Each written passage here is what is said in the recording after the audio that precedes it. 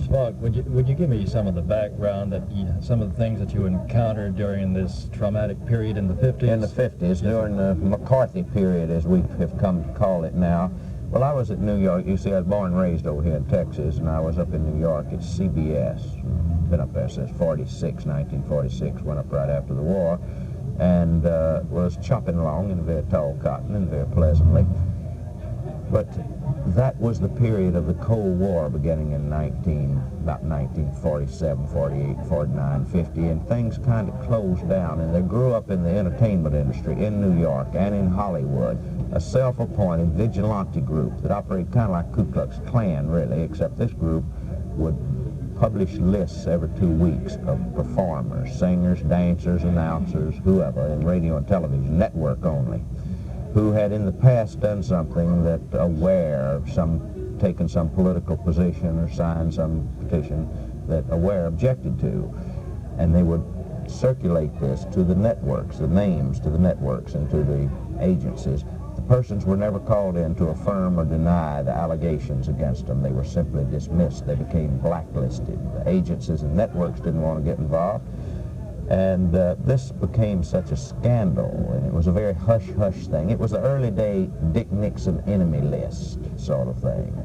And because it was a blacklist, these persons' careers were smashed. They had no opportunity whatever to defend themselves because they were charged with nothing. They were simply blacklisted. So I got Charlie Collingwood and Gary Moore and several other friends of mine there, and we ran against them in the union. They controlled our union after American Federation of Radio and Television Artists. I figured somebody had to do something to expose them because they were running a racket. And we swept into office, we beat them, and then they put out a bulletin on us charging that we actually were left-wingers and a lot of nonsense like that. And since I had run the whole thing, they concentrated on me. And I got hold of the material they sent out and got Mr. Lewis Nizer. Ed Murrow was a very close friend of mine, and he suggested I get Lewis Nizer. And it was an opportunity to bring them before the courts after all, the courts are instituted by the people of America to administer justice, not vigilante justice. And I sued them, and I got blacklisted myself from CBS. But it was a great cause case because 6 years later, when the case came to trial, we won a $3.5 million judgment and smashed the evil business of blacklisting altogether.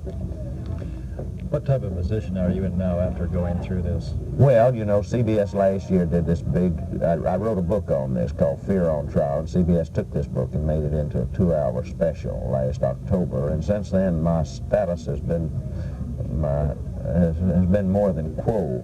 I've been chopping along in fairly tall cotton again at colleges and before business groups. I happen to feel very keenly about the politics of this society in 1976, and so I've been doing a lot of political speeches, as I'm here in Montgomery to do actually I do humor. I use humor to make my points. And I've been doing a number of television shows. I'm doing Hee Haw now. I'm a regular on Hee Haw, which is a weekly television show. I think it comes here to Montgomery. And I just love it all. I'm having a very good time, going a little faster than I like to go. What happened to you, this traumatic experience that you underwent? Just how drastically has it changed? Well, politically, did this swing you to any particular party? No, it never did. I was always rather an independent or inclined toward the Democrats.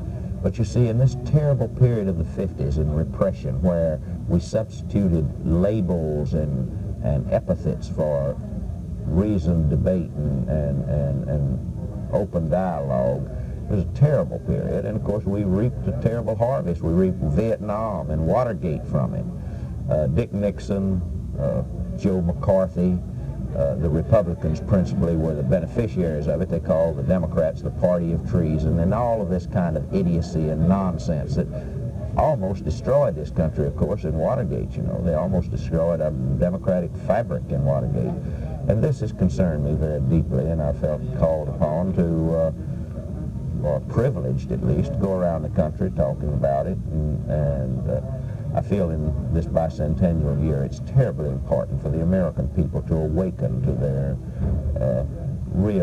the basic principles upon which this society is founded and re-examine them again. The thought that Jerry Ford, who was appointed by a criminal to the highest office in this land, that he has the nerve to run again after pardoning a criminal, is just outrageous to me. And I think it's time the folks woke up and took their government back from this crowd in Washington. And after all, they're our servants. They're our hired hands, as Will Rogers used to say. The people are sovereign in this country. The politicians are the servants. Our public officers are. And I do a lot of college speaking. And I've been here to Montgomery before. I've got a lot of friends here, and they're fond of the town. Did you realize, or did you ever anticipate that what you did would have the impact that it has today? No, I never did. I didn't realize that it would have the profound impact, because now I'm called from one end of the country to the other. I have far more engagements than I can take care of now. The people are now interested in what has happened to them. You see, for the last 25 years, we've let things slip. We've been busy making money, and some of the politicians that have taken over have not been the kind of men that met the demands of the people. And I find a new awakening in the people. Do you? Well, I was just going to ask you, do you feel that people are more interested in politics today than they ever have been? Oh, yes, a great deal more if somebody is talking about real issues to them. If you bring up some idiotic thing like this Panama Canal thing, it has nothing to do with unemployment and inflation and racism and the other problems that we have in this country. That's just superficial nonsense to me. Old Ronnie Reagan, and here's Jerry Ford and Ronnie Reagan arguing over something that's superficial. We've got a magnificent republic. There's no problem we can't solve in our society if the people have a complete, open dialogue, as our founding fathers promised us with their First Amendment, guaranteeing Congress shouldn't interfere with our right to discuss the issue, pro and con, any side, any way we want to. If we do that, we can solve any of our problems, but you can't do it by scaring the daylights out of the people and raising false issues like that one. We live in a very small globe now, on a very small globe. We have to learn to live with our neighbors as neighbors and not scream and threaten to blow them off the face of the map with a nuclear bomb if they don't do to suit us. It's just not the way the American way isn't the way this country was founded. We have some principles and ideals that can inspire the rest of the world. After all, 100 years, 200 years ago, they did. And I feel that we have to return to those.